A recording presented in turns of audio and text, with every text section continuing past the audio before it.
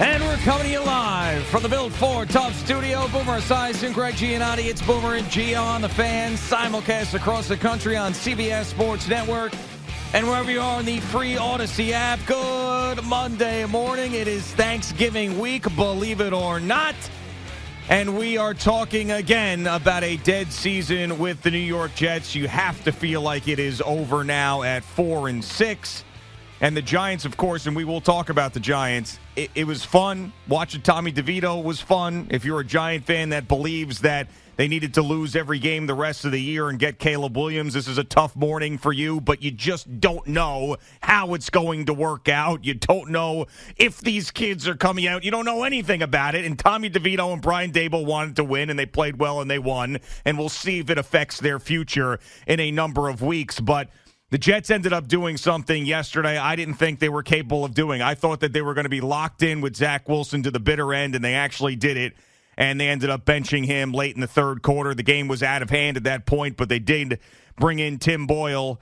And today, I want the callers, I want the Zach Wilson defenders to call up and apologize. I want apologies today from you guys, because every single week I would come in here for the last 2 years and tell you how this guy couldn't play. And all I'd hear was, he made this throw. He made that throw. Oh, look at this. His ability. Someone said, some balloon head from Comac said last week, he was a great quarterback. Give him time. No. He's been terrible since day one, and finally now I think it's over. I'm hoping that it is. I'm hoping we saw the last time that he went out there and was the starting quarterback of the Jets. And then also yesterday, this is why you knew it had to be the end. Not only did he trip over his own feet going out there to start a drive, he also bowled over the head coach, which was poetry in motion. The two of them going down together in a heap. Good morning, Boomer. How are you? Good morning, G.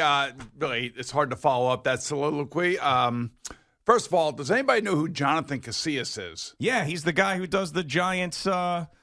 He's a former New York Giant. He's on the radio broadcast, the pregame and the postgame with John Schmelk. Right, and so Jonathan must have been in here last night because he's left all his crap here. Oh, really? Yeah. See, like we got the flip chart, we got bottles, we got name tags. Wow! Just totally left it a mess. Well, he's a former NFL guy. So you guys don't like to clean up after yourselves. Expect. No. I clean up after myself.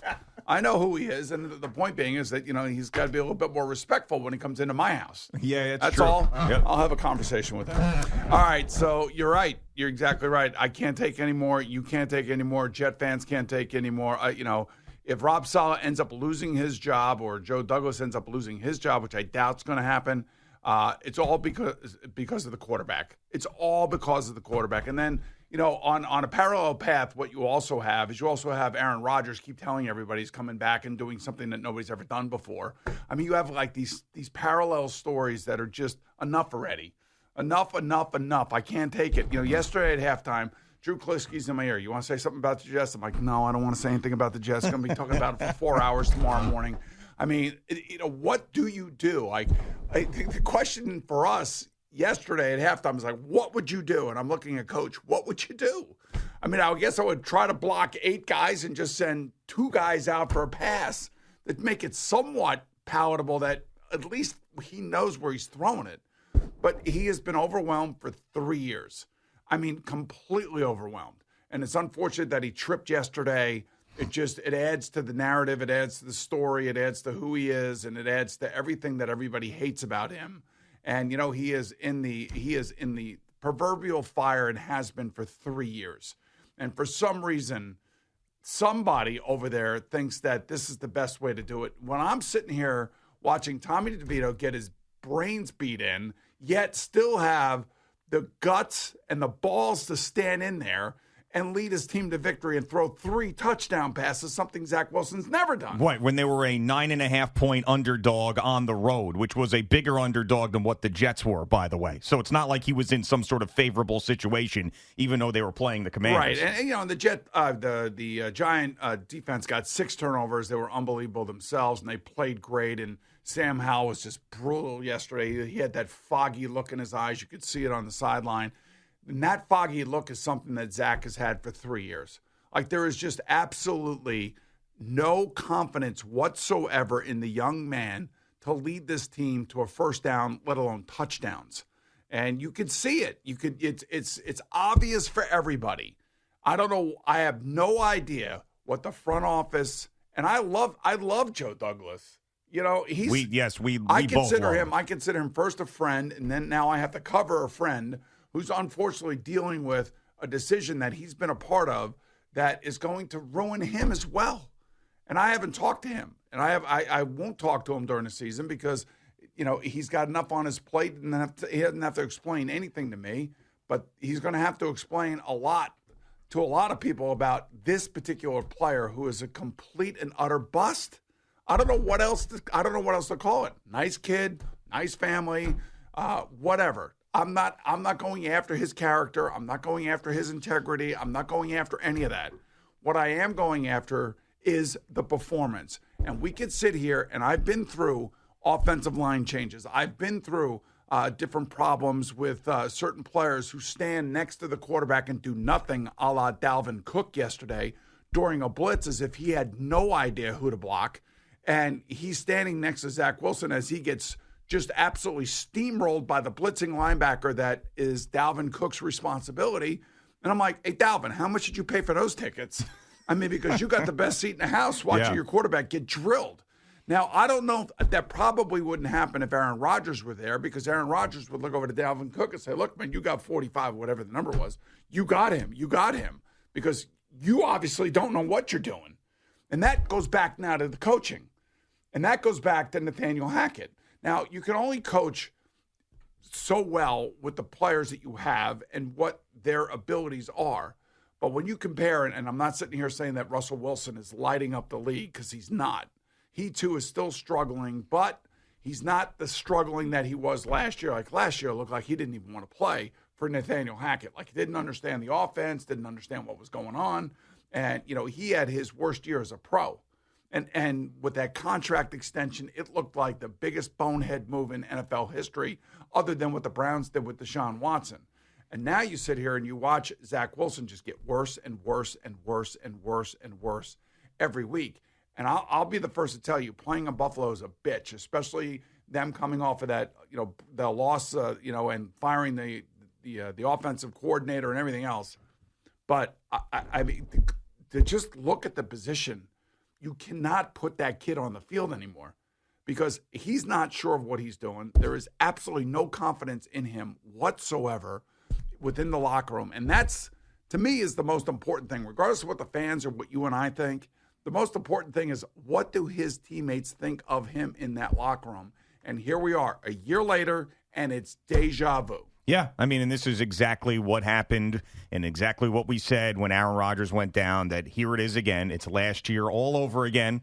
And then they ended up beating the Eagles, and they got a little bump from that. But then outside of that game, just barely squeaking by the Giants, losing to the Raiders, losing. And I mean, they're probably going to lose to Miami on Black Friday and go from 3-3 to 4-7, just like that. And actually 4-3 to 4-7, just like that. And anybody who has watched Zach Wilson from the beginning and wasn't clouded by the jet delusional syndrome that a lot of the fan base had because they didn't want to let go of Aaron Rodgers. They didn't want to let go of what this season was supposed to be because everybody was so pumped up going into the year. And I understand. And to have that fall apart in 3 plays, 4 plays, it was devastating. But you had to understand the reality then. And you just hung on and hoped and wished. He killed you. He killed you, and we knew he was going to kill you. Yeah, sorry. I mean, this is why, as Brandon said that day, you know, we were walking around like losers or whatever because we saw Aaron Rodgers go. This is the reason why we were right about that. And I sat here and had to take calls and people telling me it's not his fault. Stop. And this better be the end of it. It better be.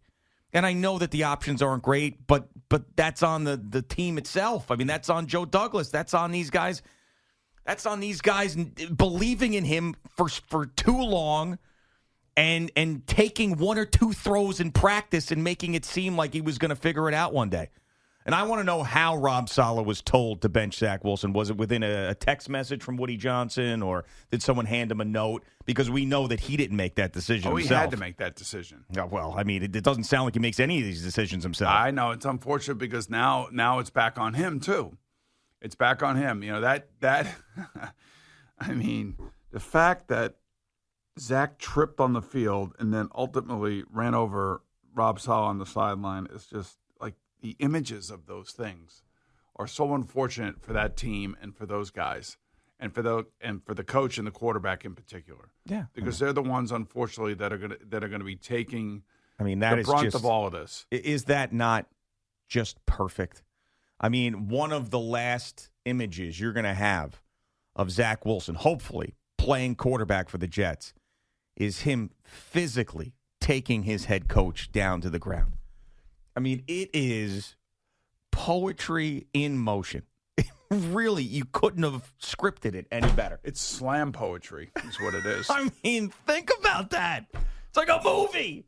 I mean, this is what has been going on figuratively actually happened. Zach Wilson took out his head coach and put him onto the ground. You know something? I have history and credibility with the story like this because I went through a season like this here. Yeah. And I know what it feels like in the building. I know exactly what it feels like when you go to work. It's just miserable. And when Zach goes walking in that building today, it's like all eyes are on him. Everybody's talking about him, and they probably have been for months now, if not for an entire year, because we had the F Mike White or the F and Mike White T-shirts last year at this time, and all of that stuff that's gone on for this. I will say it, and the football player is one thing. It's still a human being, and it's still a kid. And he is in the meat grinder and has been in the meat grinder. And anybody who's ever stood in those shoes understands what he's going through. That's why there is a tinge of sympathy that I have for what he's going through, because I was a little bit older going through almost the same exact thing. And I got hurt in the middle of it, all of it. And at least I was able to take 4 weeks off and get the hell away from it. But, he's standing in there. I give him credit. I watched his post-game press conference on SNY last night. I mean, he's saying the right things, but he comes across oblivious to what is going on. I'm like, Josh Dobbs almost won another game last night in Denver and was making throws. I'm sure you watched this game last because it's your team, but he was making throws where he has to jump up in the air, get hit in the ribs, and he's completing passes down the field in an offense that he's 3 weeks into. Mm-hmm. I mean, you have Tommy DeVito running all over the place. Half the time, I know he's not sure what he's looking at, but he's not turning over. And yet, he still has the balls to get up and run around and throw strikes and throw touchdown passes. And the 3 touchdown passes he threw were right on were Danny Dimes. They were right on the money. Yeah. I mean, that unfortunately, I don't know what the long-term answer is for the Giants at quarterback. I don't know where Tommy DeVito is going to be after this. But this morning, after you wake up after this game yesterday, this kid, it was a dream come true. It was really, truly a dream come true for him. Yeah, no, absolutely. And that is a great story in a year of so many downs. This Tommy DeVito thing is cool. And ultimately, think about that. Compare that to who he is, to who Zach Wilson is. I know. And listen, we've been doing this for the entire year. Yes. Every single example we can give. I mean, over and over and over again. And some people just didn't want to believe it. Like I said last week, where people were still calling up about Zach Wilson. Oh, it's not his fault. It's not his fault. It's not his... Actually, you know what? You are right in a way that it's not his fault anymore, but not in the way that people were arguing. They would blame the offensive line. They would blame drops. They would blame everything. It's not Zach Wilson's fault anymore. It's Joe Douglas, Rob Saleh, and anybody else that's in that decision-making room, whether it's Aaron Rodgers, Woody Johnson, Nathaniel Hackett. It's their fault. He shouldn't be on the field. He shouldn't have been on the field the last 4 weeks. He shouldn't have been the backup this year. It's not his fault anymore because he's not good enough. And I'm not saying that he's not trying. He's probably trying his ass off. He just doesn't have it to be an NFL quarterback, and they continued to be stubborn and trot him out there, and you blew a season again. and you had opportunities to upgrade the position. You had opportunities to go in a different direction. You had an opportunity. I mean, think about the time they finally waved the white flag. Down 29-6 with your team 4-5 with what, 3 or 4 minutes to go in the third quarter of a game that you're getting blown out in? Well, they did score a touchdown at the end of the first half. Right, which is hilarious. Like in the game, Zach Wilson, they finally score a touchdown, and it's the game that Zach Wilson gets benched in. That's how bad they were around that touchdown. And they hadn't scored a touchdown since they played the Giants. And, you know, the interesting thing was that touchdown came because they called a fake punt. Mm-hmm. And then they also had a roughing the passer penalty finally. Yep. And, you know, so you had a little help there from, the Buffalo Bills in certain ways, and they ended up scoring that touchdown, which I was saying at halftime, was like, you know, desperate times require desperate measures. And they tried it. They tried to do whatever they could. And, the defense, by the way, you know, with all the fighting going on in this game, you could tell that both teams were, you know, at a razor's edge just simply because of, you know, what the game meant to the losing team. The winning team would save their season at least for another week. And now the Buffalo Bills can feel that way when they wake up this morning. But the New York Jets have got to be looking now. Black Friday game, Dolphins coming to town. Man, you talk about another situation where you got to say to yourself, like the Giants. I said to Nate Burleson before the Giants played yesterday, I said, watch the Giants win today because they own the Washington Commanders. They own that team. For whatever reason, they own that team. And me and Jerry picked them. Yeah. And use that exact point.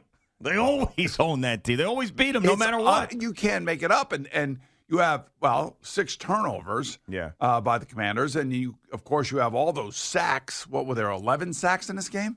Was this 11 or 10? Yeah. Some crazy number of sacks. Of course, the defense for the Giants deserves the game ball because Wink Martindale's group came out and kicked the living crap out of Sam Howell and his group.